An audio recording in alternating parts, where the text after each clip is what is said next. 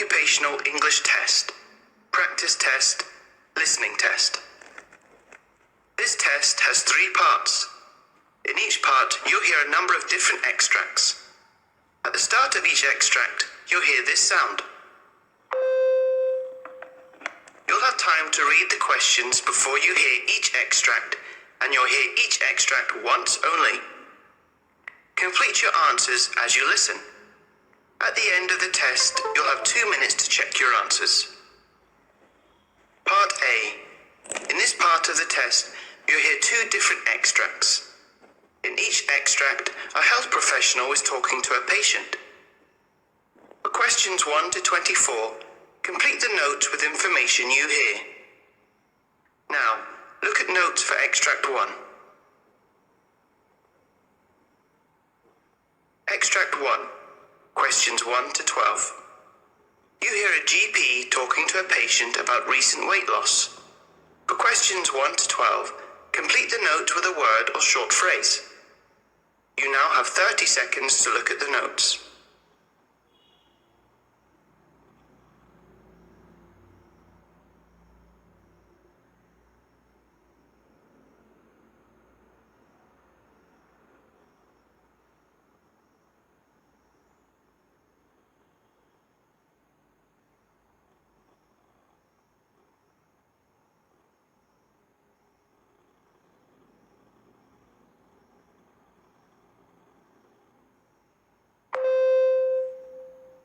Hello, Mrs. Jacobs. How are we doing today? Okay, I suppose. So I see here that you made the appointment because of recent weight loss. How much weight have you lost? Approximately 10 kilograms in the past 4 months or so. Okay, and I'm going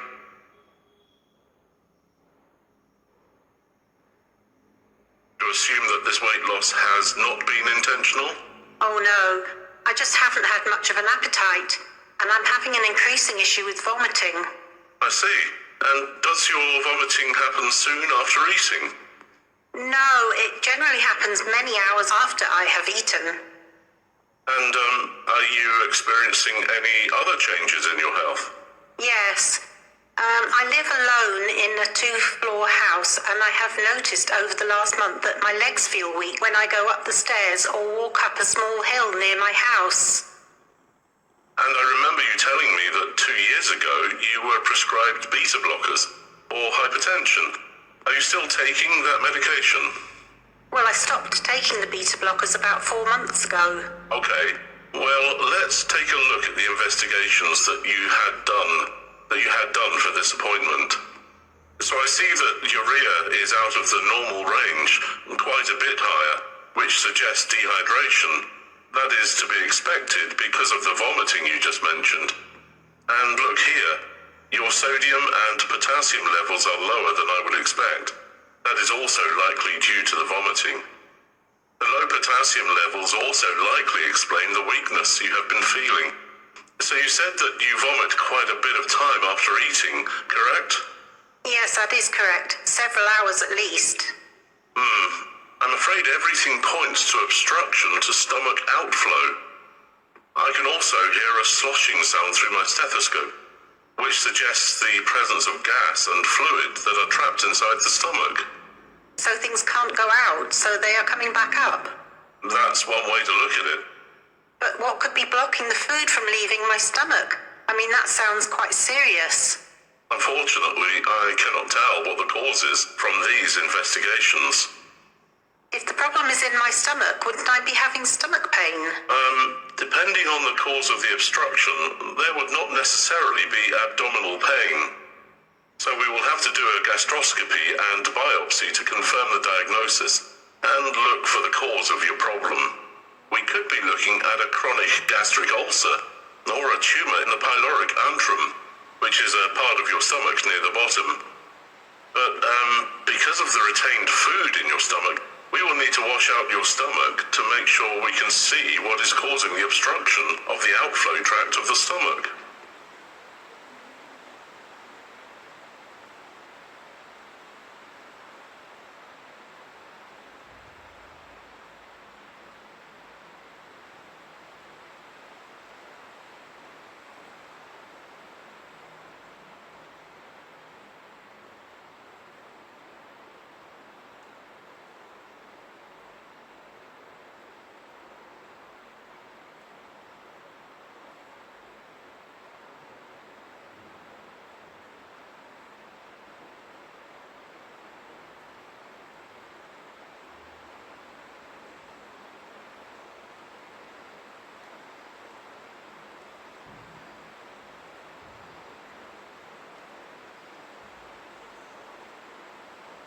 Extract 2. Questions 13 to 24. You hear a doctor in the A&E talking with a patient with persistent headaches. For questions 13 to 24, complete the notes with a word or short phrase. You now have 30 seconds to look at the notes.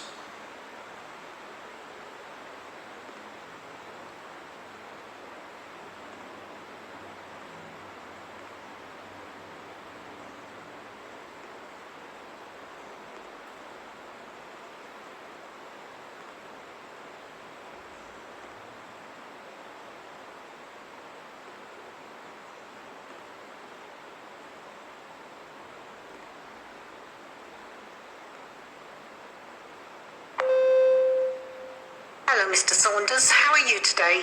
I am well, but please do call me Nathan. Okay. Nathan. So, I see here that you came into the hospital because of a number of problems, including a deterioration of vision of the past 3 days, reduced urinary output, and ankle swelling. Yes, and the headaches. They are horrible.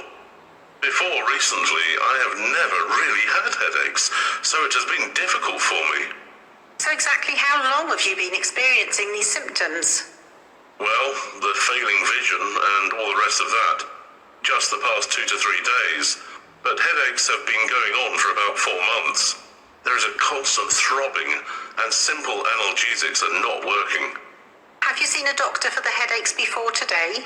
Oh yes, I went to my GP about 2 months ago. She said I had tension headaches and gave me codeine for it. But that didn't work either, so I went back to her a couple of weeks after that. So about 3 weeks ago now. She gave me another medication, but I don't remember the name of that. And was that medication effective?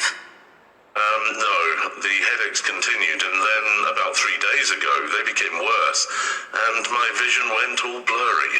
That's when I also noticed that I wasn't really going to the bathroom that much, and also that my ankles were swelling. So let's take your blood pressure. Oh my, your blood pressure is 190 over 140. That's bad, isn't it? Yes, it is. It is considered hypertensive crisis. Was your blood pressure measured when you went to the GP for the headaches? Not that I can remember. I mean, if it was, my GP certainly didn't say anything at all about it being high. I can also see that you have retinal hemorrhages and papilledema. This, along with what may be renal failure, points to accelerated hypertension. The most important thing right now is to lower your blood pressure at a gradual rate over the next 24 hours. Rapid reduction can be dangerous and can cause arterial thrombosis and problems in a number of organs. I'm going to order an IV of antihypertensive drugs. It is also necessary to control your fluid intake and keep you under observation for the onset of pulmonary edema. We may also need to put you on dialysis due to the problem with your kidneys. Dialysis? I mean, are my kidney problems that serious? Well, if we notice the development of a pulmonary edema, dialysis will be necessary because you will not respond to diuretics due to the problems with your kidneys. As to the severity of your renal failure, we don't know yet if the renal failure is chronic or acute, or a mixture of both. The kidneys are being damaged by the hypertension, but at this point we don't know if they are chronically damaged or if there is some other undiagnosed renal disease. We will also do a renal ultrasound, which is quick and non-invasive, to be sure about the size of your kidneys. What will the size of my kidney tell you? Well, kidney atrophy or shrunken kidney would indicate a damaged kidney. And what about my vision? Is this vision loss permanent or long-term? I don't think so. Your impaired visual acuity should recover completely. And what about my kidney? If there is damage, is it permanent? Again, we'll have to wait and see about that. Your hypertension has been damaging your kidney function for several weeks now, so...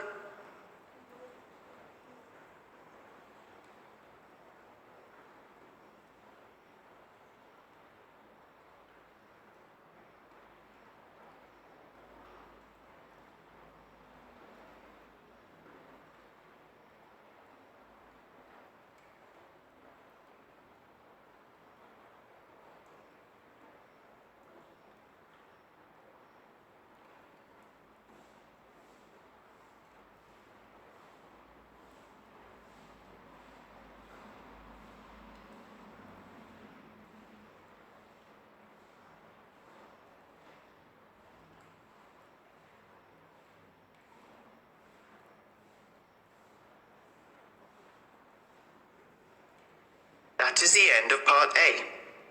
Now, look at Part B.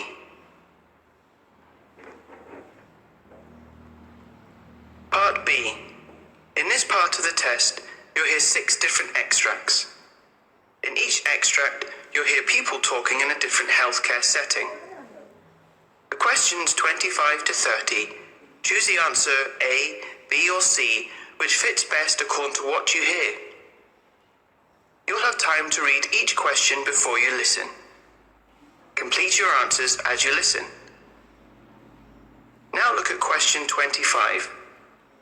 You hear part of a training about patients in ICU wards. Now read the question.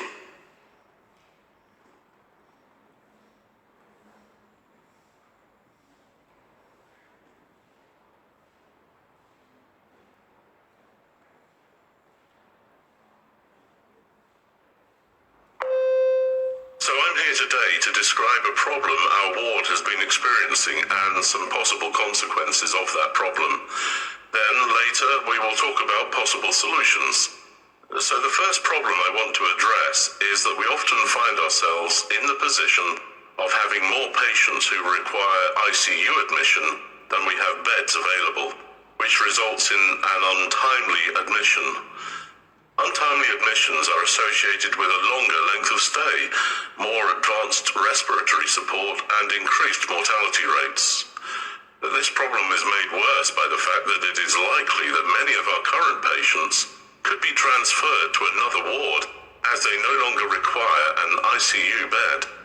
These two factors come together to have a negative impact on the care of acutely ill patients, as they are often cared for by non-specialized staff, alongside the critical care outreach team. So another set of problems that we have observed is Question 26. You hear a trainee doctor asking a senior doctor about next diagnostic steps. Now read the question.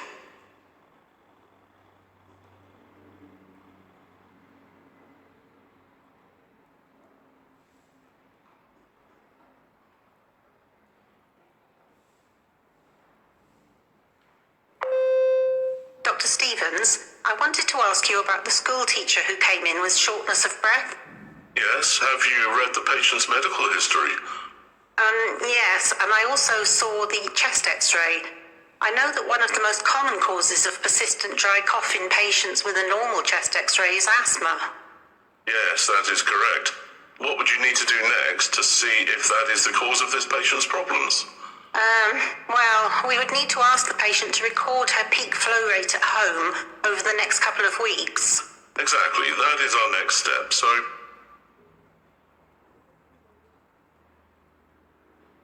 Question 27. You hear part of a training about eating disorders. Now read the question.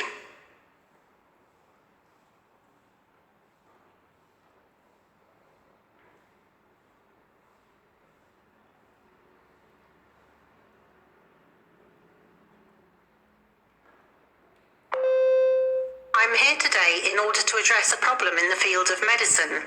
The shocking lack of built-in training that exists for medical professionals on eating disorder service delivery.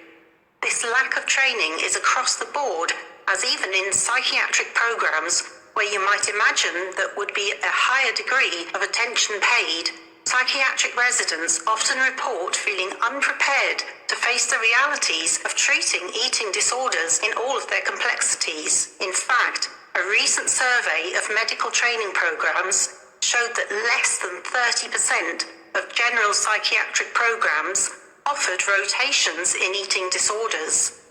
The numbers are even lower in family medicine programs.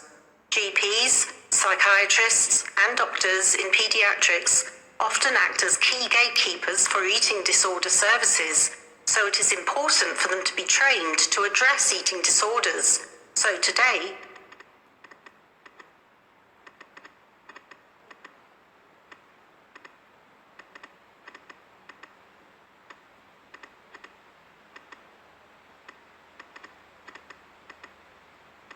Question 28. You hear part of a training on safety briefings. Now read the question.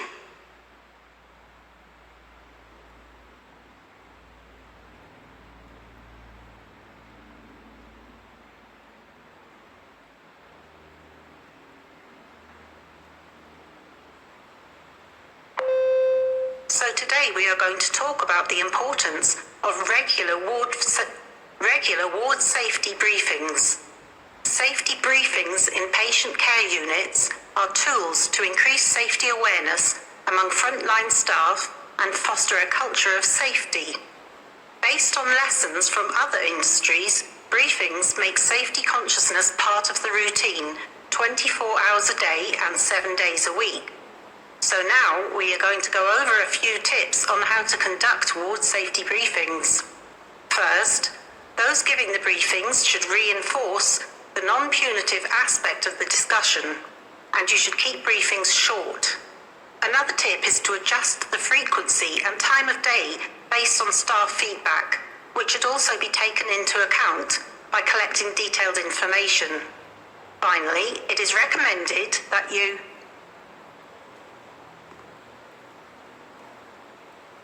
Question 29.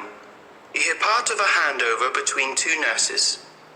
Now read the question.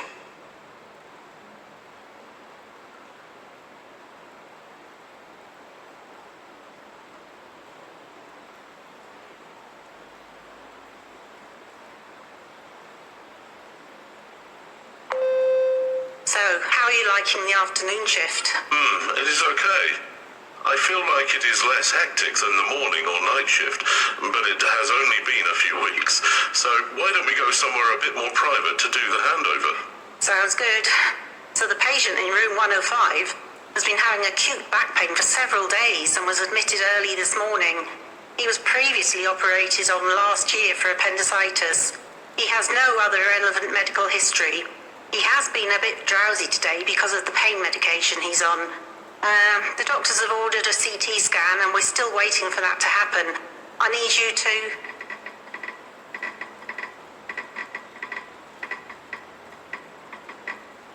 Question 30. You hear a conversation between a GP and a psychiatrist. Now read the question.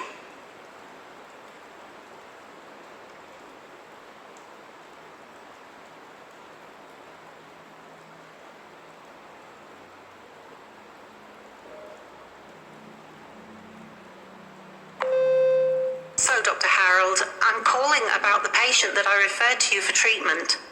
I wanted to give you a complete picture of the patient's condition and what is being done to find a cause to his medical issues. Great. I was just starting to take a look at the patient's file, so any context you can give me will be helpful. That is what I thought. So, as you can see in the file, the patient has gained over 10 kilograms in the past 6 months, and he reports being hungry constantly. The reason I referred him to you was because he reported feeling depressed and having trouble sleeping. He has had no previous psychiatric illnesses and did not report any relevant medical history. Okay, so what are the next steps for him? I've ordered investigations, which should let me see if there are any hormone imbalances or changes, and then based on those results, I will have to consider referring him to...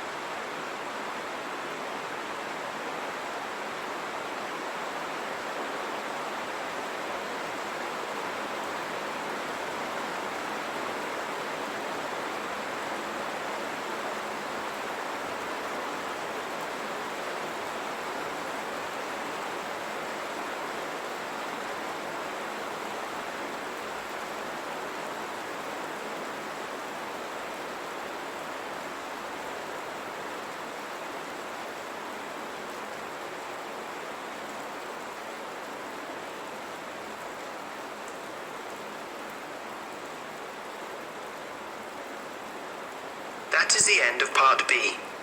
Now look at Part C.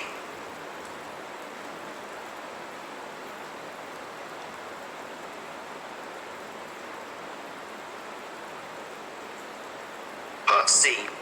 In this part of the test, you'll hear two different extracts. In each extract, you'll hear health professionals talking about aspects of their work.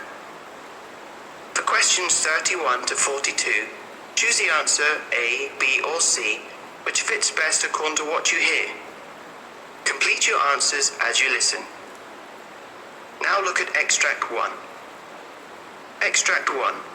Questions 31 to 36. You hear part of a presentation on training opportunities in dentistry. You now have 90 seconds to read questions 31 to 36.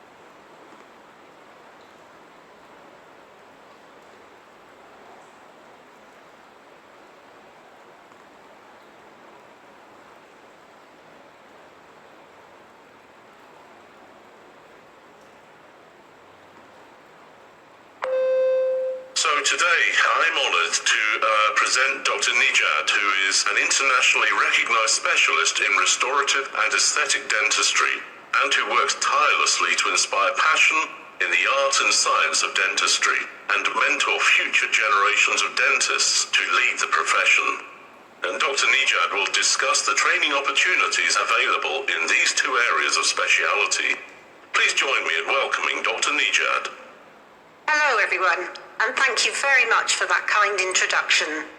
I am indeed very passionate about inspiring and mentoring future generations of dentists, and a key part of that is promoting the understanding of the remarkable properties of the natural tooth, including aesthetics, function, strength, and biomechanics. I seek to promote these areas through taking an active role in scientific research, as well as developing and delivering advanced training courses for practicing dentists. As Dr. Sampson just mentioned, I'm going to talk about training courses in restorative and aesthetic dentistry. So first I'm going to talk about restorative dentistry. And the first thing to mention is the approach that we take, which is a biomimetic approach. Using this approach, course participants will learn how to preserve intact tooth structure while restoring teeth to function and restoring strength. I'm going to take just a moment to explain a bit of the difference between this approach and traditional dental procedures. Traditionally, dental procedures rely on preparation designs that accommodate the restorative material or technique. This includes preparation features such as retention and resistance form, as well as tooth reduction to meet the strength requirements of the restorative material, instead of prioritizing the preservation of intact tooth structure. And the result of this is that the restored tooth has significant additional preparation and a significantly higher chance of complications, such as post-op pain, sensitivity, root canal treatment, recession, as well as fracture. As I have already alluded to, the biomimetic approach unites an understanding and appreciation of the biomechanics of natural teeth with principles and techniques that maximize adhesion. The restorative materials used in this approach replicate the properties of the dental structure, and so healthy intact tooth structure is preserved through adhesion without additional preparation requirements. These materials also have increased bond strengths, which helps to eliminate the catastrophic failures often associated with traditional crowns and other procedures. The biomimetically restored tooth mimics the strengths, functions, and aesthetics of natural teeth. The course that we offer in restorative dentistry starts with an introduction into the biomimetic treatment approach, including foundational concepts, principles, and the advantages of this approach, including how it can revolutionize the way you approach restorative dentistry in your own practice. From there, we will move on to a hands-on course that will cover everything you need to get started with biomimetic restorative dentistry in your practice. This course will include techniques and materials with an emphasis on posterior restorations. In addition to the introductory and hands-on courses that I just described, there is an advanced course in biomimetic restorative dentistry that includes an in-depth literature review of the core science of this approach, including a review of over 25 articles that cover a wide variety of related areas.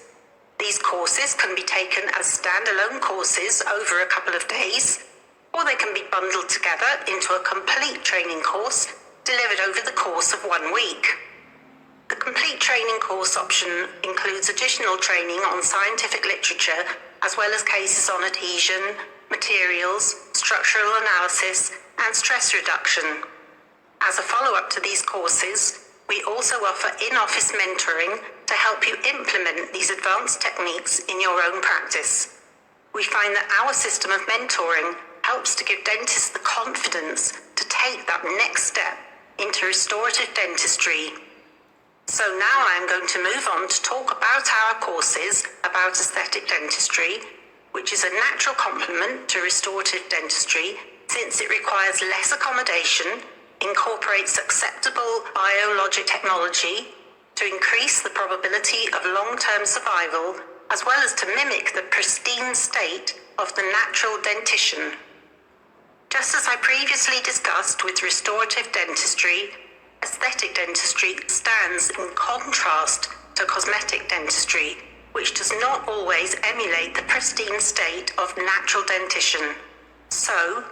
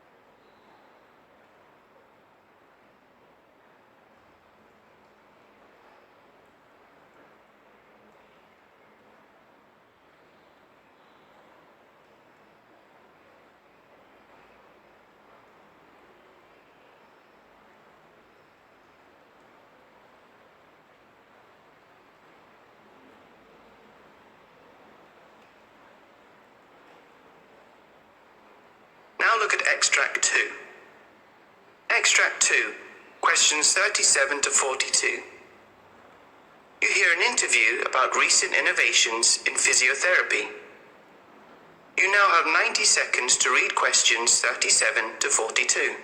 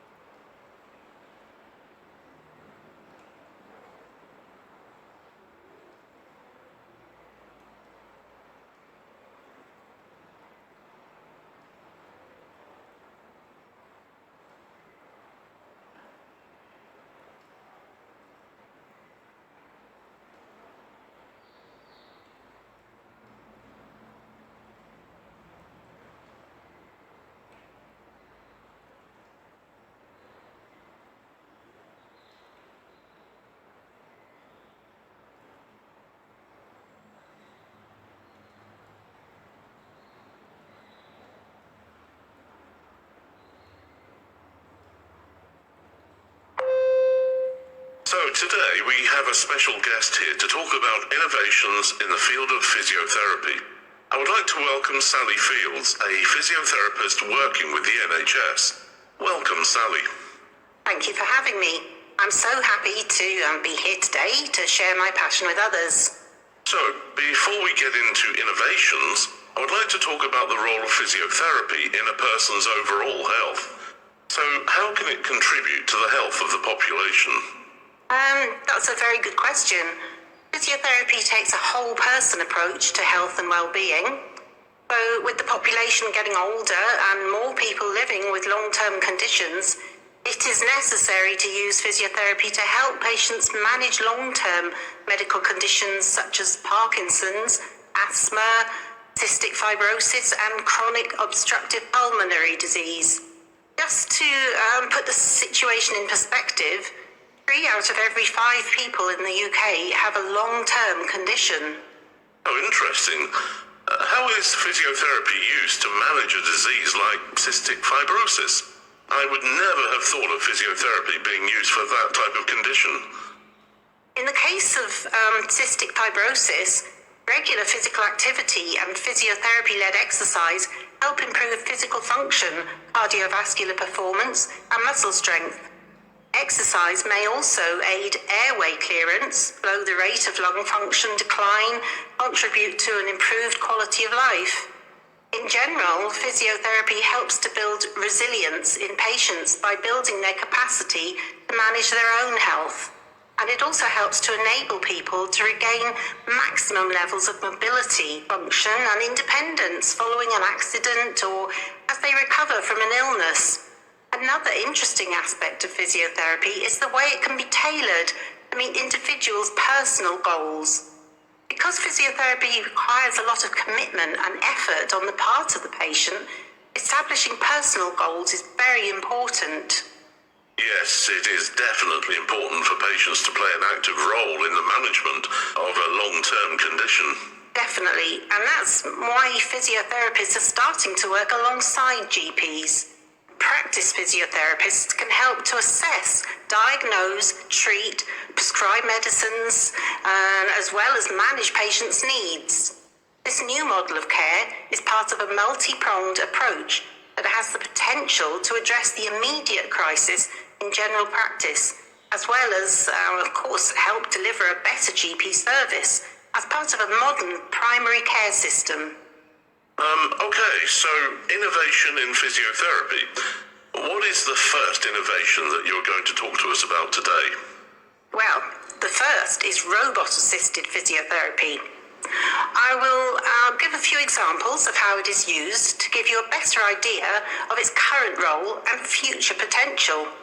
So, loss of arm function is a common problem after stroke, and there are ongoing clinical trials to determine to what degree robot-assisted training can help patients recover upper limb movement. So is the robot replacing a physiotherapist? Not at all. Using robots allow the therapist to get a greater understanding of the neuro-recovery process and also helps to build a rich stream of data that assists in ongoing patient diagnosis and customization of therapy. Okay, I see. So can you give us an example of how it might work? Of course. So, during robot-assisted training, the stroke patient sits at a table facing a computer screen and place their arm into the device. The therapist then asks the patient to undertake some arm exercises, such as moving between targets on the computer screen. If, let's say, the person is unable to move their arm, then the robot moves the patient's arm. But if the patient is able to initiate the movement, the robot provides adjustable levels of assistance to facilitate the person's arm movement, which helps the brain and arm to learn to work together again. As I said earlier, the clinical trials are currently being done on this type of robot-assisted physiotherapy, so there is a lot we still don't know about the potential of this therapy.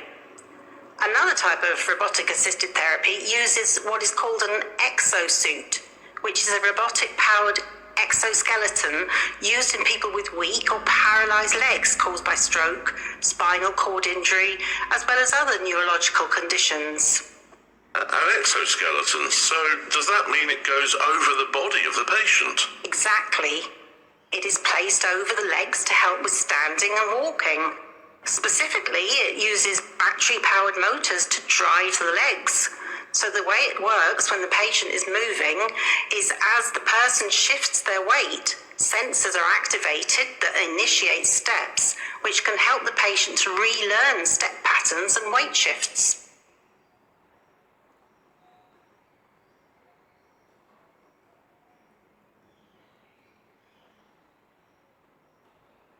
That is the end of Part C. You now have 2 minutes to check your answers.